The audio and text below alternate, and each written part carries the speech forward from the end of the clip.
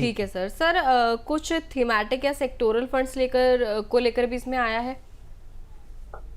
देखिए, थीमेटिक और sectoral funds वो ओवरलैपिंग के सिचुएशन में आए हैं, क्योंकि थीमेटिक फंड्स जब या एक से ज्यादा थीम्स होती हैं, तो कई जगह पाया गया है कि थीमेटिक में खासकर हम देखते हैं कि स्टॉक लिस्ट जो है आपको सेम पाई जाती है, क्योंकि एक थीमेटिक फंड ब्रॉड होता है। वो मसलन के तौर पर उदाहरण के तौर पर इंफ्रास्ट्रक्चर थीम ले लिया, अब उसमें बैंकिंग स्टॉक भी आ गया और उसमें जो है दूसरी तरह के स्टॉक आ गए। वहीं पे आपका एक बैंकिंग फंड भी है, सेक्टोरल फंड भी है।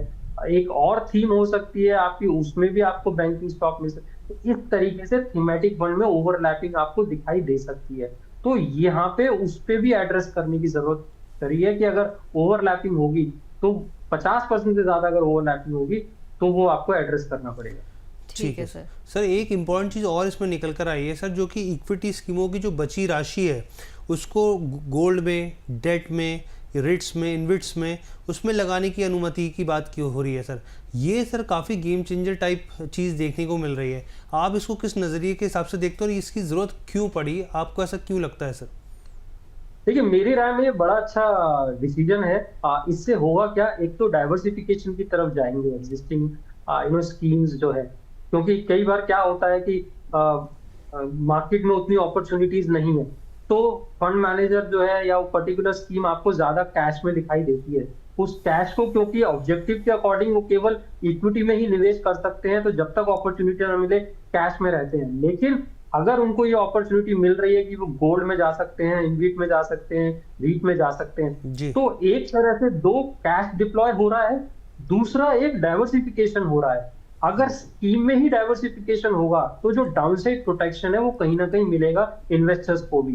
तो फंड मैनेजर के लिए एक बड़ा अच्छा ऑप्शन हो जाता है कि वो डाउनसाइड बहुत अच्छे से प्रोटेक्ट कर सकता है जब इस तरह के डाइवर्सिफिकेशन ऑप्शन अगर उसके पास मिलते हैं।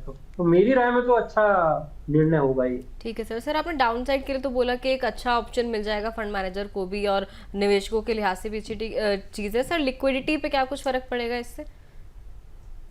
देखिए, लिक्विडिटी में भी जो है एक बहुत अच्छा ऑप्शन होगा, क्योंकि अगर ऑलरेडी वो कैश में बैठा हुआ है, मान लीजिए एडिशनल कैश है और कैश अच्छे लेवल पे है, जी। तो फिर एड्रेस जो है लिक्विडिटी कंसर्न होते हैं किस तरीके से मैनेज होगा, क्योंकि जो इन्वेस्टेड है ऑलरेडी उसमें अब और ज्यादा इन्वेस्टमेंट नहीं करना चाह रहा है, क्योंकि फंड मैनेजर, क्योंकि उसमें जो है ऑलरेडी वैल्यूएशन के तौर पर या किसी और उसे अपॉर्चुनिटी नहीं मिल रही है। लेकिन इस तरीके से जब डाइवर्सिफाई होता है तो जो है एक अच्छा ऑप्शन मिलेगा डाइवर्सिफिकेशन के लिए। और दूसरा, क्योंकि हर एसेट क्लास अपनी तरीके से परफॉर्म करती है, कैरेक्टरिस्टिक अलग होते हैं, तो उसका भी जो है एक फायदा जो है स्कीम को मिलेगा। हाँ, लिक्विडिटी किस तरीके से मैनेज होगी, क्योंकि थोड़ा पैसा गोल्ड में भी है, मुझे नहीं लगता कि बहुत ज्यादा जो है डाइवर्सिफाई किया जाएगा। जी। ये मिनिमम, क्योंकि हर स्कीम कैटेगरी को देखे तो एक मिनिमम उनको, जैसे लार्ज कैप है, अब लार्ज कैप में मिनिमम 80% तो उनको लार्ज कैप में रखना ही है। वो 20% जो है मिड कैप, स्मॉल कैप या दूसरी कैटेगरीज में हो सकता है। तो इस 80% में अब वो, अगर अपॉर्चुनिटी नहीं है तो फंड मैनेजर थोड़ा कैश में बैठ सकता है।